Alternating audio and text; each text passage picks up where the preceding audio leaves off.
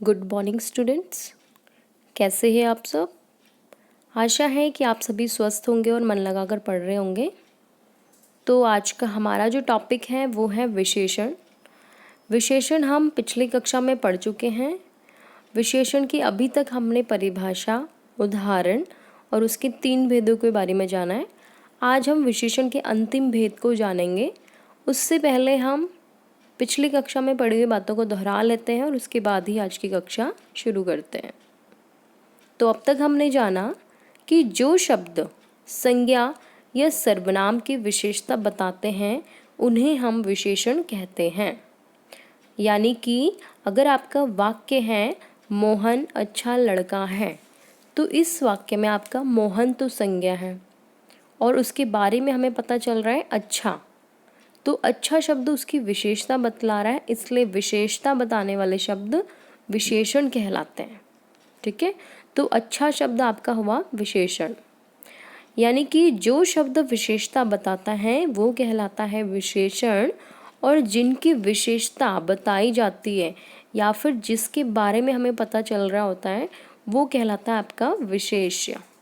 तो मोहन अच्छा लड़का है, तो मोहन के बारे में हमें पता चला, यानी कि मोहन आपका विशेष्य है और अच्छा विशेषण।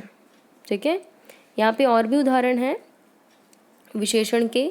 गोरा, काला, अच्छा, बुरा, सुंदर, मीठा।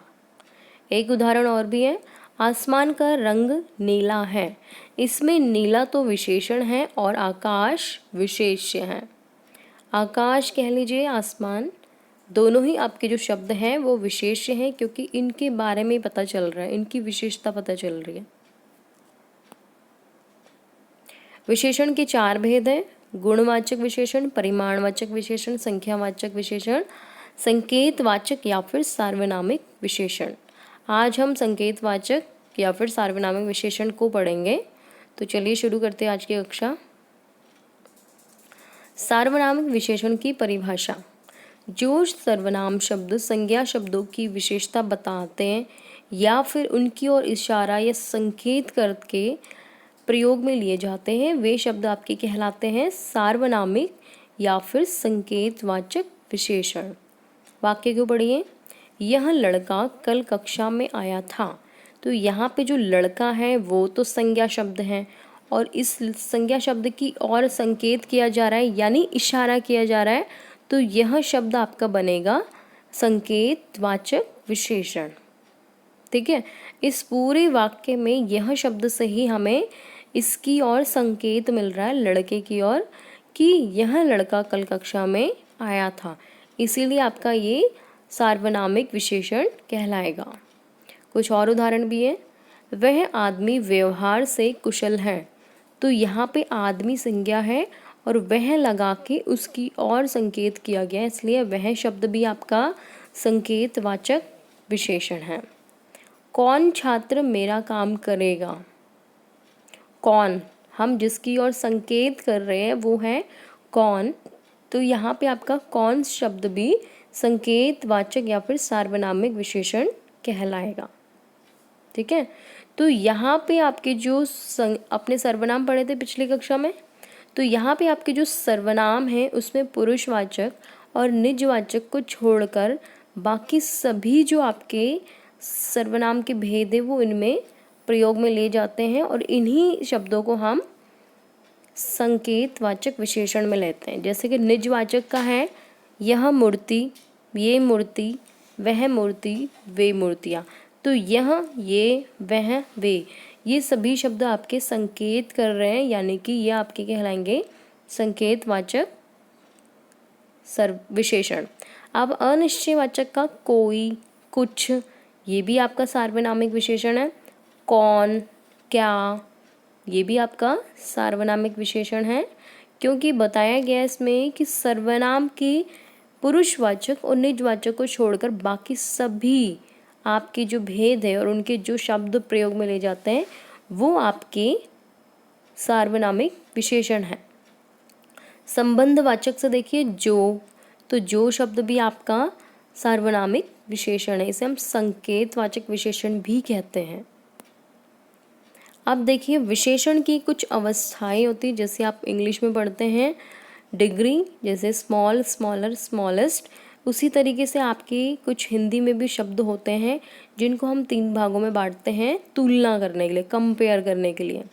तो 3 अवस्थाएं हैं। मूलावस्था, इसमें हम किसी भी व्यक्ति की तुलना नहीं करते हैं, यानी हम यहाँ पे साधारण सामान्य रूप से बात करते हैं एक व्यक्ति की।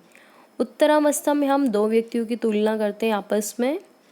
उत्तमावस्था में हम एक व्यक्ति को श्रेष्ठ बताते हैं और उसके जैसा कोई नहीं है वो भी बताते हैं। उदाहरण के लिए इनको पढ़िए। यहाँ पे जो आपका शब्द है मूलावस्था का प्रिय, उत्तरावस्था का प्रियतर और उत्तमावस्था का प्रियतम। तो आपका यहाँ पे है प्रिय, प्रियतर, प्रियतम, लघु, लघुत्तर, लघुत्तम, कोमल, कोमलतर, कोमलतम, निम्न, निम्नतर, निम्नतम, सुंदर, सुंदरतर, सुंदरतम, उच्च, उच्चतर, उच्चतम, अधिक, अधिकतर, अधिकतम, योग्य, योग्यतर, योग्यतम, सरल, सरलतर, सरलतम, कठोर, कठोरतर, कठोरतम, मधुर, मधुरतर, मधुरतम, न्यून, न्यूनतर, न्यूनतम, निकट, निकटतर, निकटतम। तो ये थी आपकी विशेषण वाले शब्द और ये थी आपकी विशेषण की उत्तरावस्था, जिसमें हमने 2 व्यक्तियों के बीच कंपेयर करते हैं, तुलना करते हैं। और इसकी पहचान है कि इसमें आपकी विशेषण शब्दों के अंत में तर जुड़ जाता है, ठीक है। और उत्तमावस्था में आपके जो विशेषण वाले शब्द हैं उनके अंत में तम जुड़ जाता है। और यहाँ पे उत्तमावस्था सबसे श्रेष्ठ अवस्था होती है। यहाँ पे जो व्यक्ति या किसी भी वस्तु के बारे में बात होती है वो सबसे अच्छी मानी जाती है गुण में, विशेषण के आधार पर। अब यहाँ पे देखिए अधिक और सबसे अधिक शब्दों का प्रयोग करके भी हम उत्तरावस्था और उत्तमावस्था बना सकते हैं। कैसे? अच्छी शब्द है आपका विशेषण, अच्छी के लिए हमने उत्तरावस्था किया है अधिक अच्छी, उत्तमावस्था हमने की सबसे अच्छी। चतुर, अधिक चतुर, सबसे अधिक चतुर। बुद्धिमान, अधिक बुद्धिमान, सबसे अधिक बुद्धिमान। बलवान, अधिक बलवान, सबसे अधिक बलवान।